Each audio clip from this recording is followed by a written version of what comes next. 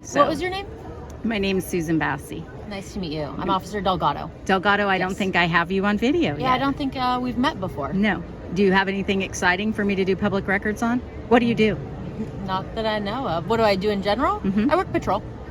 So, want to hear the most exciting record I got from the department last week? Sure. I got an email from a judge saying he was going to do a ride-along with the Los Gatos Police. And he was a family court judge, and it was at a time where he was presiding over cases where Los Gatos Police Department had reports involved in cases before him. And that was a little bit disturbing to me. Do you often have judges asked to ride along with you? I don't handle the ride-along department. That's our sergeants handle that. But have you ever heard of that? A judge riding along with a cop? Not that I know of. Yeah, I've never done it. This is Susan Bassi, and this is a video about investigative reporting. And it's also a video that explains why I do cop watching the way that I do, because I do talk to police, and I also ask for public records, and mostly we investigate attorneys and judges connected to the family in criminal courts. And this is a case involving Judge James Towery, the family court judge who sat over the secret bar bench media police committee that you've seen me do videos on. And I was surprised to find that a case that I had investigated before him in 2013 occurred at the same time he was asking to do a ride-along with the Los Gatos Police. Then I don't have any records to do on either one of you. Officer, what is your name and badge number again? Jason, and it's S112.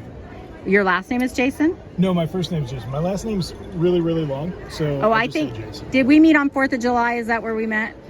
It's possible. Okay, Jason? We met at Halloween.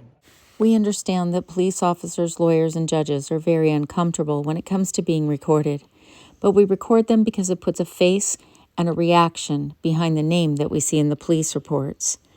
Over 2 years ago, we started investigating the divorce and criminal case involving Jason Legresi because there was an appearance that by hiring certain lawyers, he was getting favors and treatment in the criminal court system that others don't get.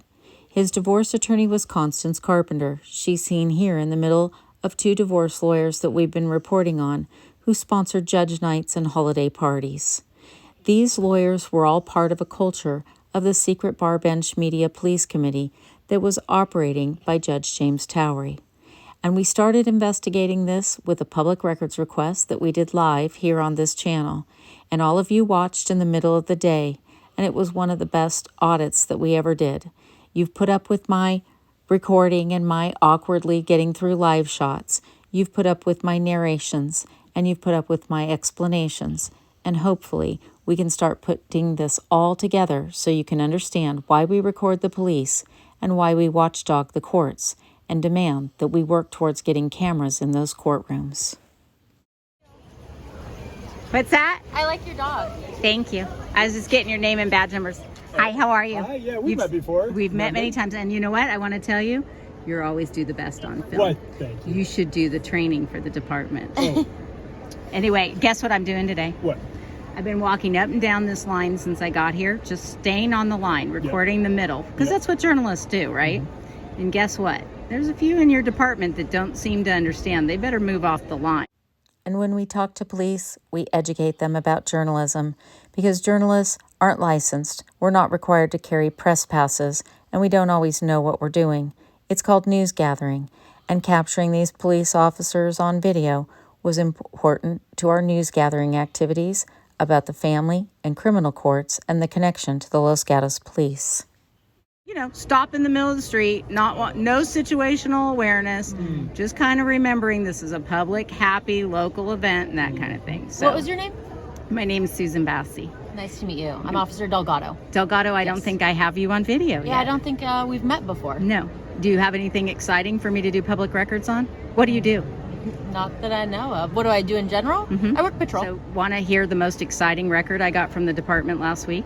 20 years ago, Judge William Dancer was indicted for traffic ticket fixing with the Los Gatos Police. And we're now investigating the relationship between the Los Gatos Police and some divorce lawyers, where there may be some case rigging going on involving these police officers and some of the judges and the lawyers who attend all those fancy parties we've been reporting on.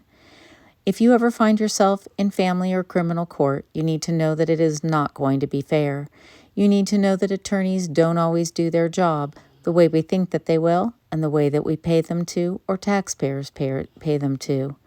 We're also finding a disturbing pattern with divorce lawyers managing to getting their clients out of criminal charges simply because they're being paid as divorce attorneys.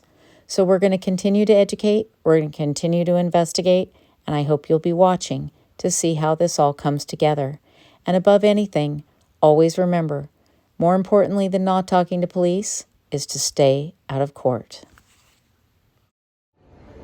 I'm starting to teach lawyers and judges that they have to be on video too, and they didn't. I filmed all the judges coming out on a fire alarm last week. How did that work? One of the judges ran up to the sheriff and said, "She's recording us."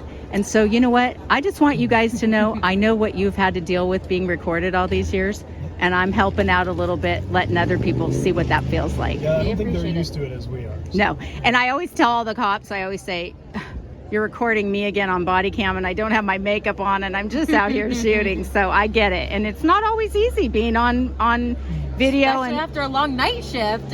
and yesterday I followed some women up at Stanford, and it was really interesting because the lawyers, you know, at Stanford educated lawyers are supposed to be the cream of the crop. And the one thing that they all said, no media training for any of those lawyers. So when I film lawyers out on the street, they literally run like little babies, cover their faces up and everything. And these lawyers are private judges, so they're technically public officials. So we're doing a little education. All the education police had to have, you guys are doing a good job being on camera. So I just want to say, this is what this is supposed to look like. And nobody should ever be worried about being recorded. And you guys do a great job.